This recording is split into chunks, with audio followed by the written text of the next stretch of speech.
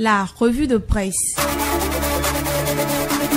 La revue de presse, le condensé des journaux sur Cap FM du lundi au vendredi à 9h30. Mesdames, Messieurs, amis des journaux, bonjour. C'est une réalité. La rentrée scolaire 2025-2026, le matinal rassure de ce que l'école béninoise rouvre ses portes. Après 3 mois de vacances, écoliers, élèves et enseignants ont démarré une nouvelle année scolaire hier lundi 15 septembre 2025. Le constat de l'effectivité de la rentrée est fait dans quelques départements par le matinal qui expose ses résultats dans ses colonnes. Près de 3 milliards de francs CFA sont débloqués pour réhabiliter les toitures de plusieurs salles de classe, à en croire le matinal, le journal fondé par l'honorable Charles Toko. Le quotidien du service public La Nation voit apprenants et enseignants de nouveau en salle. Et cette rentrée est caractérisée par des ambiances de retrouvailles entre enseignants et apprenants, souligne Fraternité. Une rentrée scolaire qui a le cachet officiel. Elle est officiellement lancée à Parakou. Note décryptage info, appuyé par le chasseur info et les 4 vérités de Blaise Tossou.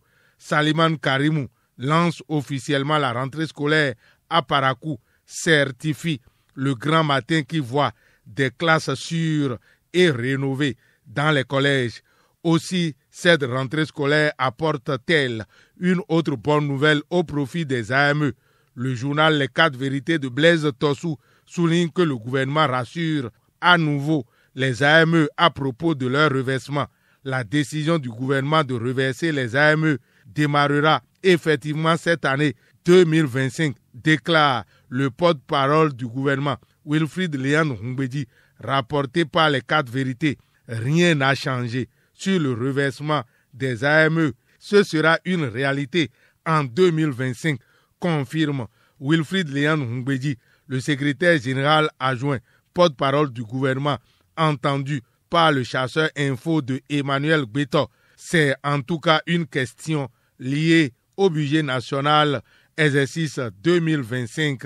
Dans Fraternité, on se penche sur ce budget général de l'État pour constater que les investissements massifs et les élections générales de 2026 sont les raisons évidentes d'une hausse de ce budget.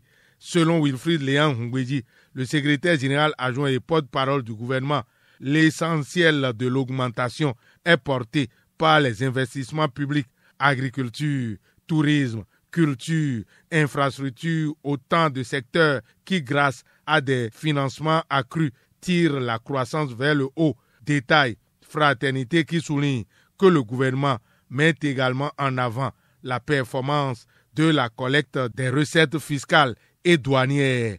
Le porte-parole du gouvernement annonce une dynamique de croissance d'environ 12 points. Il insiste sur la trajectoire ascendante de l'économie béninoise, soutenue par des facteurs structurels et la poursuite des réformes. Rapporte Fraternité. Le budget général exercice 2025 prend en compte donc les investissements massifs et les élections. La marche ensemble des travaux entrepris de part et d'autre avec les questions des élections est une préoccupation qui suscite interrogation dans l'opinion publique. La Nation révèle ce qu'en dit le porte-parole du gouvernement. Pas d'interruption des travaux pendant la période électorale. Il a tenu à rassurer l'opinion publique sur la bonne poursuite des travaux malgré la période électorale, rapporte La Nation à sa manchette. Assurance, on en donne aussi au sujet du processus électoral au niveau de la Cour constitutionnelle. Elle est engagée pour un processus électoral exemplaire, relève décryptage info et les 4 vérités de Blaise Tossou. Fraternité à sa page 3 voit la Cour constitutionnelle en introspection électorale sous l'impulsion du président, le professeur Kossi Dorothée Sosa. Un atelier d'examen, d'études et d'évaluation des rapports d'activité des élections législatives de 2019 et de 2023, ainsi que la présidentielle de 2021, s'est ouvert hier. lundi 15 septembre 2025 à Agoué, organisé dans un contexte de préparation des élections générales de 2026. Cet atelier a pour objectif de tirer les leçons des scrutins passés pour renforcer la transparence, la régularité et la crédibilité du processus électoral. Détail, fraternité. Pour ces échéances de 2026, la transparence est aussi visée quant au paiement des impôts et taxes par ceux qui aspirent diriger le pays, d'où le quitus fiscal, une exigence légale. Sa délivrance fait parler le parti Les Démocrates qui exprime des inquiétudes, martèle les 4 vérités dans ses colonnes. Matin Libre annonce des risques d'exclusion des élections générales de 2026 via délivrance quitus fiscal, d'où l'alerte du parti Les Démocrates, souligne le journal dirigé par Chérif Riwanou.